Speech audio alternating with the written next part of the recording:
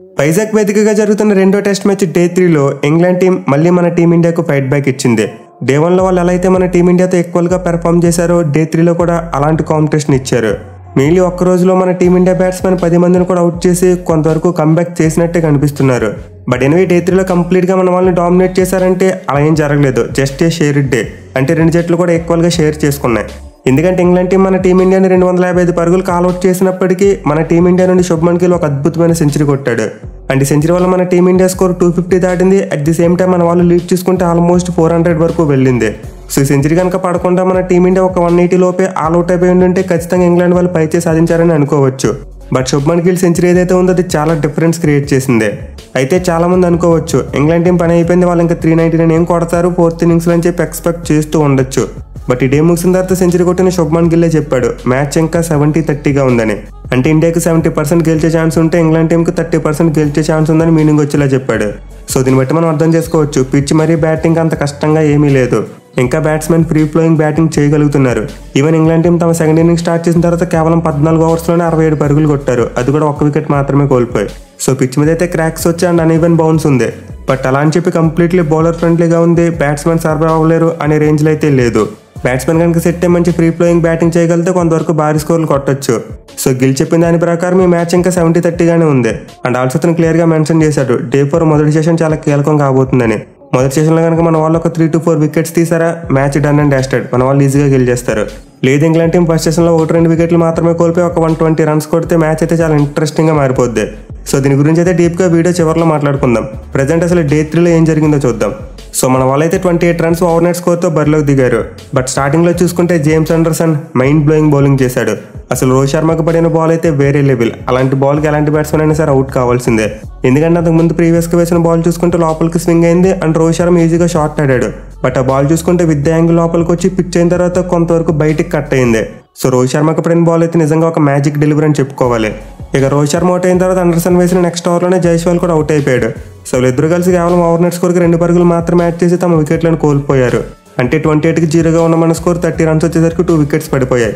So నిజంగా James Anderson ఈ రోజు మార్నింగ్ మరోసారి ఒక ఫైరీ స్పెల్ వేశాడు. అయితే 2 వికెట్స్ పడిన తర్వాత శుభ్మన్ గిల్ మరియు శ్రేయస్ అయ్యర్ మన టీమిండియా ఇన్నింగ్స్ని మెల్లగా ముందుకు తీసుకెళ్లారు. మెయిన్లీ శుభ్మన్ గిల్కి ఇనిషియల్గా చూసుకుంటే చాలా లక్ కలిసి వచ్చింది. ఒకసారి అంపైర్ అయితే ఎల్బీడబ్ల్యూ అవుట్ ఇచ్చేశాడు. బట్ లక్కీగా రివ్యూ తీసుకోవడంతో బ్యాట్ ఇన్సైడ్ ఎడ్జ్ ఉన్నట్టు కనిపించింది. అండ్ ఆల్సో ఇంకోసారి చూసుకున్న జేమ్స్ అండర్సన్ బౌలింగ్లో అంపైర్స్ కాల్ వచ్చింది. సో ఇనిషియల్గా శుభ్మన్ గిల్ ఇన్నింగ్స్లో అయితే లక్ కొంతవరకు కలిసి వచ్చింది. బట్ ఎనీవే లాస్ట్ ఫ్యూ మ్యాచెస్తో పోల్చుకుంటే ఈ మ్యాచ్లో మాత్రం అతని బ్యాటింగ్ చాలా మారింది. ఫీల్డింగ్లో 4 క్యాచ్లు పట్టిన కాన్ఫిడెన్స్ ఏంటో తెలియదు కానీ నిజంగా వేరే శుభ్మన్ గిల్లా బ్యాటింగ్ చేశాడు. మెయిన్లీ క్రీజ్లో బాగా సెట్ అయిన తర్వాత స్పిన్ బౌలర్స్ మీద కౌంటర్ అటాక్ చేయడం మొదలుపెట్టాడు. సో మంచి ఫామ్లో ఉన్నప్పుడు శుభ్మన్ గిల్ ఎలా అయితే మంచి ఫ్లూయెన్సీతో బ్యాటింగ్ చేస్తాడో సేమ్ అదే టైప్లో ఈ రోజు కూడా బ్యాటింగ్ చేశాడు. అండ్ అతనికి తోడు శ్రేయస్ అయ్యర్ కూడా మంచిగానే బ్యాటింగ్ చేశాడు. వీళ్ళిద్దరు కలిసి 2వ వికెట్కు 81 పరుగుల పార్ట్నర్షిప్ నెలకొల్పారు. బట్ అగైన్ శ్రేయస్ అయ్యర్ తనకు వచ్చిన స్టార్ట్ను మిస్ చేసుకున్నాడు. భారీ షాట్కి ఎత్తించి టామ్ హార్ట్లీ బౌలింగ్ అవుట్ అయిపోయాడు. అయితే వికెట్ పడడంలో ఖచ్చితంగా బెన్ స్టోక్స్కి 100% క్రెడిట్ ఇవ్వాలి. ఎందుకంటే అసలు క్యాచ్ తీసుకున్న తీరు చూసుకుంటే మైండ్ బ్లోయింగ్. నేనైతే షాట్ కొట్టగానే బెన్ స్టోక్స్ వెనక్కి పరిగెత్తడం చూసి ఏం తీసుకుంటారులే అనుకున్నా. బట్ తనైతే నిజంగా చాలా గ్రౌండ్ కవర్ చేసి ఒక మైండ్ బ్లోయింగ్ క్యాచ్ పట్టుకున్నాడు. And also Ben Stokes ground fielding చూసుకున్న వేరే లెవెల్. ఫీల్డ్లో ఒక చిరుతపులిలా కదిలేవాడు. సో బెన్ స్టోక్స్ బ్రిలియన్స్ వల్ల శ్రేయస్ అయ్యర్ మరోసారి తనకు వచ్చిన స్టార్ట్ను ఒక పెద్ద ఇన్నింగ్స్గా కన్వర్ట్ చేయలేకపోయాడు. అండ్ ప్రాబబ్లీ ఇది అతనికి సిరీస్లో లాస్ట్ ఇన్నింగ్స్ అనుకుంటున్నా. ఎందుకంటే థర్డ్ టెస్ట్ మ్యాచ్ నుండి విరాట్ కోహ్లీ మరి కేఎల్ రాహుల్ వస్తే ఖచ్చితంగా రజత్ పటిడార్ మరియు శ్రేయస్ అయ్యర్ వీళ్ళిద్దరూ బయటకు వెళ్ళాలి. సో బేసిక్గా చూసుకుంటే శ్రేయస్ అయ్యర్ యొక్క స్ట్రెంత్ స్పిన్ బౌలింగ్ అంటూ మాట్లాడుకుంటూ వచ్చాం. స్పిన్ బౌలింగ్ను బాగా ఆడతాడని చెప్పి అందరికీ తెలుసు. బట్ ఈ సిరీస్లో చూసుకుంటే అతను ఎక్కువగా స్పిన్ బౌలర్స్ బౌలింగ్లో అవుట్ అయ్యాడు. At the same time as యూజువల్గా పేస్ బౌలర్స్కి ఎప్పట్లోనే స్ట్రగుల్ అవుతూ బ్యాటింగ్ చేశాడు. సో 2 టెస్ట్ మ్యాచ్లో శ్రేయస్ అయ్యర్ ఆడిన 4 ఇన్నింగ్స్లో అతనికైతే పెద్దగా హెల్ప్ చేయు. నెక్స్ట్ మ్యాచెస్లో టీంలో ఉంచేందుకు పెద్దగా సహకరించావు. ఒకవేళ మన మెయిన్ ప్లేయర్స్లో ఎవరైనా వెనక్కి రాకపోతేనే అతను కంటిన్యూ అయ్యే అవకాశాలు ఉంటాయి. ఇక అయ్యర్ అవుట్ అయిపోయిన తర్వాత పటిడార్ కూడా పెద్దగా ఎక్కువసేపు క్రీజ్లో నిలవలేదు. రెహాన్ అహ్మద్ బౌలింగ్లో 9 పరుగులు చేసి అవుట్ అయిపోయాడు. సో మొదటి ఇన్నింగ్స్లో ఎలా ఉన్న సెకండ్ ఇన్నింగ్స్లో అయితే పటిడార్కి చాలా మంచి ఆపర్చునిటీ దొరికింది.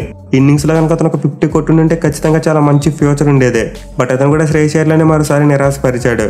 సో మన టీమిండియాకి అయితే 81 రన్స్ పార్ట్నర్షిప్ వచ్చినప్పటికీ ఆ తర్వాత మళ్ళీ 11 రన్స్ వ్యవధిలో 2 వికెట్లు కోల్పోయారు. మెయిన్లీ లంచ్ బ్రేక్ ఒక 1/2 అవర్ సమయం ఉందనగా మన వాళ్ళు 2 వికెట్లు కోల్పోవడం చాలా వరకు మన టీంని బ్యాక్ ఫుట్ మీద పెట్టింది. అయితే లంచ్ బ్రేక్ తర్వాత చూసుకుంటే మాత్రం ఒక గేమ్ టర్నింగ్ పార్ట్నర్షిప్ వచ్చింది. నిజంగా శుభ్మన్ గిల్ మరియు అక్షర్ పటేల్ వీళ్ళిద్దరు కలిసి 5వ వికెట్కు 89 పరుగుల పార్ట్నర్షిప్ నెలకొల్పారు. అండ్ ఈ పార్ట్నర్షిప్ మన టీమిండియాను చాలా స్ట్రాంగ్ పొజిషన్లో పెట్టింది. ఈ పార్ట్నర్షిప్ కనుక రాకపోయి ఉంటే మన వాళ్ళు 160 లేదా 170 ఆల్అౌట్ అయిపోయి ఉండేవారు. సో లంచ్ బ్రేక్ తర్వాత వీళ్ళిద్దరూ మన టీమిండియా ఇన్నింగ్స్ని చాలా స్టడీగా తీసుకెళ్లారు. అండ్ ఈ క్రమంలోనే శుభ్మన్ గిల్ తన సెంచరీని కూడా ఫినిష్ చేశాడు. సో ఇదైతే నిజంగా అతనికి చాలా స్పెషల్ ఇన్నింగ్స్. ఎందుకంటే లాస్ట్ 12 ఇన్నింగ్స్లో చూసుకుంటే అతను కనీసం ఒక్క హాఫ్ సెంచరీ కూడా లేదు. బట్ ఈ మ్యాచ్లో మన టీం కష్టాల్లో ఉన్నప్పుడు ఒక అదిరిపోయి సెంచరీ కొట్టాడు. అండ్ ఈ సెంచరీని ఇంకా స్పెషల్గా మార్చి థింగ్ ఏంటంటే శుభ్మన్ గిల్ యొక్క ఫాదర్ ఆయన ఈ రోజు స్టేడియంకి వచ్చి తన కొడుకు కొట్టిన సెంచరీని కళ్ళారా చూశారు. సో చాలా ట్రోలింగ్ ఎదుర్కొంటూ బ్యాట్ పేజ్లో ఉన్న శుభ్మన్ గిల్కి నిజంగా ఇదొక మంచి కంబ్యాక్ ఇన్నింగ్స్ అని చెప్పుకోవాలి. ఇక గిల్తో పాటు అక్షర్ పటేల్ కూడా చాలా మంచి బ్యాటింగ్ చేశాడు. ఈ సిరీస్లో పడితే ఫస్ట్ టైం తనని అప్ ది ఆర్డర్ పంపినందుకు జస్టిఫై చేసి ఇన్నింగ్స్ ఆడాడు. మిగతా ప్రీవియస్ ఇన్నింగ్స్లో చూసుకుంటే అతనైతే అంత జస్టిఫై చేసి ఇన్నింగ్స్ ఆడలేదు. అప్ ది ఆర్డర్ పంపినప్పుడు టీంకి బాగా కలిసి వచ్చి ఇన్నింగ్స్ ఆడలేకపోయాడు. బట్ ఈ సెకండ్ ఇన్నింగ్స్లో చూసుకుంటే మాత్రం 45 పరుగులు చేసి మన టీమిండియాని చాలా వరకు సేఫ్ మోడ్లో పెట్టగలిగాడు. సో టీ బ్రేక్ వచ్చేసరికి అయితే మన టీం స్కోర్ 220 దాటేసింది. అండ్ ఎప్పుడైతే మన వాళ్ళ స్కోర్ 200 దాటిందో ఆటోమేటిక్గా ఇంగ్లాండ్ టీం మీద ప్రెజర్ కూడా పెరగడం స్టార్ట్ అయింది. అయితే lunch break half an hour ముందు ఎలా అయితే 2 వికెట్లు తీశారు, యాజ్ డీస్ టీ బ్రేక్ ముందు కూడా అదే చేశారు. మరి హాఫ్ అన్ అవర్లో టీ బ్రేక్ వస్తుంది అనుకున్న టైంలో సెంచరీ చేసిన గిల్తో పాటు అక్షర్ పటేల్ వికెట్ని కూడా తీశారు. బట్ స్టిల్ ఈ రెండో సెషన్ అయితే కంప్లీట్గా మన టీమిండియాదే. ఎందుకంటే మన వాళ్ళు చాలా క్విక్గా రన్స్ కొట్టారు. అట్ ది సేమ్ టైం 2 వికెట్లు మాత్రమే కోల్పోయారు. మోస్ట్ ఇంపార్టెంట్లీ మన టీం లీడ్ 350 దాటేసింది. ఇక టీ బ్రేక్ తర్వాత చూసుకుంటే మన టీమిండియా బ్యాటింగ్ ఫుల్గా డిసప్పాయింట్ చేసింది. శ్రీకర్ భారత్ 6 పరుగులు మాత్రమే చేశాడు. అండ్ కుల్దీప్ యాదవ్, బుమ్రా కూడా డక్అవుట్లు అయ్యారు. ఈవెన్ అశ్విన్ 29 రన్స్ కొట్టినప్పటికీ మన టీమిండియా కంప్లీట్గా బాక్డౌన్ అయిపోయి బ్యాటింగ్ చేసింది. అసలు డ్రైవర్ సీట్లో మన టీమిండియా ఉందా లేకపోతే ఇంగ్లాండ్ వాళ్ళు మనల్ని డామినేట్ చేస్తున్నారనే డౌట్ వచ్చింది. సో నేనైతే మన టీమిండియా అంత పెద్ద లీడ్ పెట్టుకుని ఎంత స్లోగా ఆడుతుందని చెప్పి ఎక్స్పెక్ట్ చేయలేదు. ఇన్ఫాక్ట్ ఫాస్ట్గా ఆడేసి ఒక 430, 440 వరకు లీడ్ని పట్టుకెళ్ళిపోతారేమో అనుకున్నా. బట్ మన వాళ్ళైతే చాలా బాక్డౌనే బ్యాటింగ్ చేశారు. మెయిన్లీ కేఎస్ భరత్ అయితే మరోసారి నిరాశపరిచాడు. తన సొంత గడ్డ మీద 2 ఇన్నింగ్స్లో కూడా పెద్దగా రన్స్ చేయలేదు. సో ఇదైతే కొంతవరకు ఇప్పుడు భరత్ ప్లేస్ని రిస్క్లో పెట్టేలానే కనిపిస్తుంది. ఎందుకంటే నాకు తెలిసి 3వ టెస్ట్ మ్యాచ్ నుండి ఇషాన్ కిషన్ టీంలోకి వస్తాడేమో అనుకుంటున్నా. అండ్ ఇషాన్ కిషన్ వస్తే ఖచ్చితంగా భరత్ని బెంచ్ మీద కూర్చోబెడతారు. ఇనివే అండ్ ఆఫ్ ది డే చూసుకుంటే అశ్విన్ యొక్క 29 రన్స్ క్యామియో వల్ల మన టీం స్కోర్ 250 దాటింది. అండ్ మన వాళ్ళైతే సెకండ్ ఇన్నింగ్స్లో 255 రన్స్కి ఆల్అౌట్ అయ్యి ఓవరాల్గా ఇంగ్లాండ్ టీంకు 399 టార్గెట్ ఇచ్చారు. సో ఇదైతే చాలా huge target. And England team దీన్ని చేసి చేయడం చాలా కష్టం. అయితే నన్ను కంగారు పెడుతున్న విషయం ఏంటంటే ఇంగ్లాండ్ టీం ఎంత పెద్ద టార్గెట్ చూసినా సరే వాళ్ళైతే అసలు ఎక్కడా కూడా పెరిగినట్టు కనిపించలేదు. వాళ్ళ బౌలింగ్ కంప్లీట్ అయిన తర్వాత చూసుకుంటే చాలా కాన్ఫిడెంట్గా డ్రెస్సింగ్ రూమ్లోకి వెళ్ళారు. ఏదో మన టీం ఇండియాని డామినేట్ చేసి విన్నింగ్ పొజిషన్లో ఉన్నట్టు చాలా కాన్ఫిడెంట్గా డ్రెస్సింగ్ రూమ్లోకి వెళ్ళారు. అలాగే వాళ్ళ బ్యాటింగ్ చూసుకుని అలాగే స్టార్ట్ చేశారు. నిజంగా ఫస్ట్ వికెట్కి 50 పరుగుల పార్ట్నర్షిప్ నెలకొల్పారు. సో ప్రజెంట్ అయితే ఇంగ్లాండ్ టీం 332 పరుగులు మాత్రమే వెనకబడి ఉంది. అయితే ఆ టీంకున్న బిగ్ బ్లో ఏంటంటే జో రూట్ యొక్క ఇంజరీ. సో అతనైతే ఈ రోజు స్లిప్స్లో ఫీల్డింగ్ చేస్తూ తన ఫింగర్కి ఇంజరీ చేసుకున్నాడు. సో జో రూట్ బ్యాటింగ్కి వస్తాడా లేదనే దానిపై అలాంటి క్లారిటీ లేదు. ఒకవేళ అతను బ్యాటింగ్ రాకపోతే ఇంగ్లాండ్ టీంకి ఖచ్చితంగా చాలా పెద్ద ఎదురు దెబ్బ అవుతుంది. ఇక ఇంగ్లాండ్ టీం యొక్క బౌలింగ్ గురించి మాట్లాడుకోవాలంటే ఈ రోజు టామ్ హార్ట్లీ చాలా మంచిగా బౌలింగ్ చేశాడు. మొదటి ఇన్నింగ్స్తో కంపేర్ చేసుకుంటే మంచి లైన్ అండ్ లెంత్తో పాటు చాలా కట్టుదిట్టంగా బౌలింగ్ చేశాడు. సో డే 3లో జేమ్స్ అండర్సన్తో పాటు టామ్ హార్ట్లీ ఒక్కడే మన టీమిండియా బ్యాట్స్మెన్ కొంతవరకు ఇబ్బంది పెట్టాడు. అండ్ వీళ్ళిద్దరిలో హార్ట్లీ 4 వికెట్లు తీస్తే అండర్సన్ 2 వికెట్లు తీశాడు. అండ్ వీళ్ళిద్దరికి సపోర్టింగ్గా రాయన్ అహ్మద్ కూడా చాలా మంచి బౌలింగ్ చేశాడు. ఇన్ఫాక్ట్ అతను కూడా 3 వికెట్లు తీసుకున్నాడు. సో జో రూట్ బౌలింగ్ వేయకపోవడంతో ఎక్కువగా రాయన్ అహ్మద్ మరియు టామ్ హార్ట్లీ మీద చాలా ఒత్తిడి పడింది. వీళ్ళిద్దరూ చాలా ఎక్కువ ఓవర్లు బౌలింగ్ చేయవలసి వచ్చింది. అయినా కానీ యంగ్స్టర్స్ ఇద్దరు తమకు వచ్చిన ఛాలెంజ్ని యాక్సెప్ట్ చేసి చాలా మంచి బౌలింగ్ చేశారు. ఇక ఇంగ్లాండ్ స్పిన్నర్స్ యొక్క బౌలింగ్ తోడు బెన్ ఫోక్స్ నిజంగా వికెట్ల వెనకాల మైండ్ బ్లోయింగ్ కీపింగ్ చేశాడు. 2 బ్రిలియంట్ క్యాచెస్ తీసుకోవడంతో పాటు చాలా మంచి వికెట్ కీపింగ్ చేశాడు. సో డే 3లో అయితే ఇంగ్లాండ్ టీం యొక్క బౌలింగ్ బాగుంది, ఫీల్డింగ్ బాగుంది, అలాగే బెన్ స్టోక్స్ క్యాప్టెన్సీ కూడా బాగుంది. అండ్ వాళ్ళకి అన్ని కలిసి రావడంతో మన టీమిండియా లీడ్న 400 మార్క్ దాటనవ్వకుండా చూసుకున్నారు. ఎనివే మరి ఇప్పుడు ఇంగ్లాండ్ టీం ఈ టార్గెట్ను చేసి చేయగలదా లేదా? సో ఒకసారి స్టాట్స్ అన్ని చూద్దాం. సో ఇప్పటివరకు టెస్ట్ క్రికెట్ చరిత్రలో మన ఇండియా గడ్డ మీద ఒక టీం 4th ఇన్నింగ్స్లో చేసిన హైయెస్ట్ టార్గెట్ 387 రన్స్. అంటే ఇప్పుడు మన వాళ్ళు ఇంగ్లాండ్ టీంకి సెట్ చేసిన దానికంటే ఒక 12 రన్లు తక్కువ. అయితే ఈ టార్గెట్ని అందుకున్న టీం మన ఇండియానే. అంటే మన వాళ్ళు 4th ఇన్నింగ్స్లో 2008 సంవత్సరంలో ఇంగ్లాండ్ టీం మీద 387 రన్స్ టార్గెట్ను చేశారు. అంటే ఒక్క ఇన్సిడెంట్ తప్పితే మరి ఇతర ఇన్సిడెంట్లో కూడా ఏ టీము మన ఇండియా గడ్డ మీద 300+ టార్గెట్ను చేసింది లేదు. అఫ్కోర్స్ 4th ఇన్నింగ్స్లో అయితే మన టీమిండియా మరి 5 సార్లు 300 కంటే ఎక్కువ రన్స్ కొట్టింది. బట్ ఒక్కసారి మాత్రమే టార్గెట్ను చేయగలిగింది. మిగతా అన్ని సందర్భాల్లో మ్యాచ్లు డ్రాగా ముగిశాయి. సో ఇప్పటివరకు టెస్ట్ క్రికెట్ చరిత్రలో మన ఇండియా గడ్డ మీద 300+ టార్గెట్ ఒక్కసారి మాత్రమే అయ్యింది. ఇక ఫారెన్ కంట్రీస్ విషయానికి వస్తే మన టీమిండియా మీద చేసిన బిగ్గెస్ట్ టార్గెట్ 276. వెస్టిండీస్ వాళ్ళు ఎప్పుడో 1987లో ఈ గంత సాధించారు.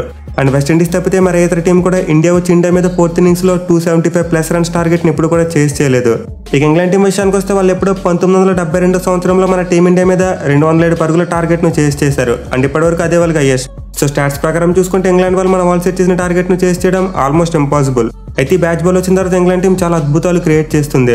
ఇన్ఫాక్ట్ 2022 సంవత్సరంలో వాళ్ళు మన టీమిండియా మీద 378 రన్స్ టార్గెట్ను కూడా చేశారు. అది కూడా కేవలం 3 వికెట్లు మాత్రమే కోల్పోయి. సో ప్రజెంట్ ఉన్న ఇంగ్లాండ్ టీం అయితే మనం అసలు ఎక్కడ కూడా తక్కువ అంచనా వేయకూడదు. వాళ్ళు తమ బ్యాచ్ బాల్ ఎప్పుడు వస్తే ఎప్పుడు ఏం చేస్తారో అంచనా వేయడం చాలా కష్టం. బట్ ఎనివే ప్రజెంట్ ఉన్న సిచ్యువేషన్ ప్రకారం చూసుకుంటే ఈ మ్యాచ్లో మన టీమిండియానే ఫేవరెట్స్ గా ఉన్నారు. మెయిన్లీ రేపు మొదటి సెషన్లో ఒక 3 to 4 వికెట్స్ తీసారంటే మ్యాచ్ మంది అయిపోతుంది. సో చూడాలి మరి డే 4లో మన టీమిండియా గెలిచి సిరీస్ని ఈక్వల్ చేస్తారా లేకపోతే ఇంగ్లాండ్ టీం ఏదైనా మ్యాజిక్ చేస్తుంది అనేది.